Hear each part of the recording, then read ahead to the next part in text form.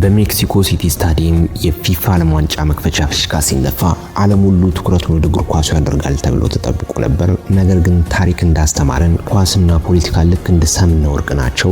ላዩን ጨዋታውን፣ ውስጡ ግን የሀያላን ሀገራት የፖለቲካ ቁማር ነው። አሶሺየትድ ፕሬስ፣ ሮይተርስ እና ቢቢሲ በዛሬው ዕለት ይፋ ባደረጉ ማርተኞች የሚወራረዱበት የሀያላን ሀገራት አስተዳደሮች ዓለም ዋንጫውን የራሳቸው የፖለቲካ ጡንቻ ማሳያ እያደረጉት ይገኛሉ።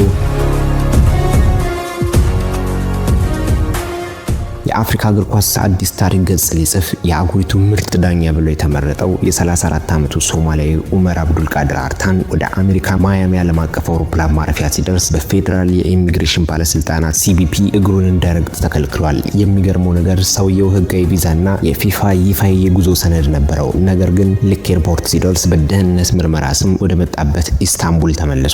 የአሜሪካ የሀገር ውስጥ ደህንነት ባለስልጣናት ለአሶሺየትድ ፕሬስ እንደገለጹት አርታን የተከለከለው አደገኛ የሆኑ ሽብር ቡድኖች ጋር ግንኙነት አለው በሚል ጥርጣሬ ነው። ሶማሊያ ደግሞ በአሜሪካ ጥብቅ የጉዞ እገዳ ዝርዝር ውስጥ መገኘቷ ነገሩን ይበልጥ አጋግሎታል። ነገር ግን በአውሮፓ በኩል አስገራሚ ምላሽ ተሰጥቷል። የአውሮፓ እግር ኳስ ማህበር ዩኤፍኤ የፕሬዝዳንት አሌክሳንደር ሼፈሪን ለአሜሪካ አስተዳደር ግልጽ የፖለቲካ ጥፊ የሚመስል ውሳኔ አስተላልፈዋል። አርታንን በመጨረሻው ነሐሴ ወር በሳልስበርግ በሚካሄደው የፒኤስጂ እና አስቶን ቪላ ሱፐር ካፕ ፍጻሜ ጨዋታን እንዲመራ በክብር ሾመውታል። አሜሪካ እንዳለች አርታን የሽብር ቡድን አባል ሳይሆን እንዲያውም በሶማሊያ ያለው አልሸባብ ቡድን በእርሱ ላይ በተደጋጋሚ ሞዛቻ ያደርሱበት ነበር። የአሜሪካ አቋም ግን አንድ ነው። የሀገሬ ሰው አባቱ ዳኛ ልጁ ቀማኛ እንዳለው የራሷን የደህንነት መረጃዎች በተዛባ መልኩ በመጠቀም አፍሪካ ኮከብ ያለችውን አውሮፓ የፈለገችውን ብርቅ ዳኛ ከሜዳ ስታግደው የዓለም ጤና ድርጅት ዋና ዳይሬክተር ዶክተር ቴድሮስ አዳኖም ሂላሪ ክሊንተን በትዊተር ገጻቸው ይህንን ውሳኔ አሳፋሪና ስፖርታዊ ጨዋነት የጎደለው ሲሉ የኮነኑት ድርጊት ሆኗል። ይህ ክስተት ወደፊት አሜሪካ፣ ካናዳና ሜክሲኮ የሚያስተናግዱት የዓለም ዋንጫ የስደተኞችና የቪዛ ቀውስ መነሻ ሊሆን ይችላል። ፊፋ በሀገራት ድንበር ላይ ምንም አይነት ሉዓላዊ ስልጣን እንደሌለው ማረጋገጫም ሆኗል። ይህ እርምጃ ወደፊት የዓለም ዋንጫን የሚያስተናግዱ ሀገራት ምርጫ ላይ ትልቅ ተጽዕኖ ማሳደሩ አይቀሬ ነው።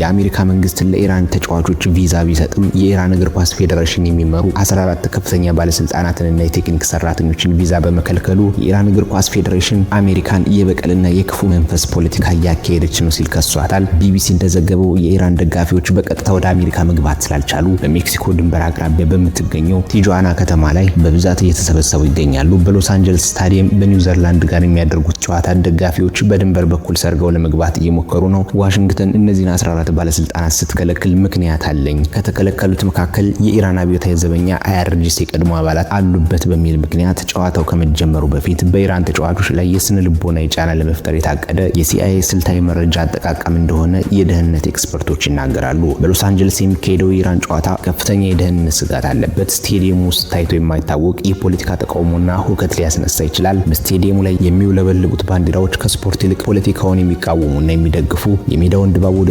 ጦርነት ግንባር ውጥረት ሊቀይር የሚችል ክስተት ነው እየተባለ ነው። በሜክሲኮ ታሪካዊ የአዝቴካ ስቴዲየም በተደረገው የመክፈቻ ሳምንት ጨዋታ ላይ በስቴዲየም ውስጥ የተገኙ በሺዎች የሚቆጠሩ ደጋፊዎች የአሜሪካን የውጭ ፖሊሲና ድንበር ከልካይ ህጎችን የሚቃወሙ ግዙፍ ባነሮችን አውለብልበዋል። ነገሩ በዚህ አላበቃም። በክብር እንግድነት ተቀምጠው የነበሩ የአሜሪካ ከፍተኛ ዲፕሎማቶችና ባለስልጣኖች በሁኔታው ክፉኛ በመበሳጨት የቪአይፒ ሎጁን በድንገት ጥለው ወጥተዋል። አሶሺየትድ ፕሬስ እንደዘገበው ከነዚህ ክስተት ማግስት የዋሽንግተን ባለስልጣናት በሜክሲኮ ላይ ጥብቅ ኢኮኖሚና የድንበር ማዕቀብ እንደሚጥሉ ዝተዋል። በተለይም ከአንድ ሀገር ወደ ሌላ ሀገር ለሚዘዋወሩ የእግር ኳስ አፍቃሪያን የሚሰጠው የድንበር ማለፊያ ፈቃድ እጅግ በጣም እንደሚያጠብቁት አስታውቀዋል። ይህ ደግሞ በሶስቱ አስታንጮች የተገኘው ድብቅ መረጃ እንደሚያመለክተው ይህ በስታዲየም ውስጥ የተነሳ የተቀናጀ ተቃውሞ በአጋጣሚ የመጣ ሳይሆን በአሜሪካ ላይ ዲፕሎማሲያዊ ጫና ለመፍጠር በስተጀርባ በሌሎች የውጭ ሀያላት ድጋፍ የተደረገበት ነው የሚል የሲአይኤ ልዩ ምርመራ ተጀምሯል።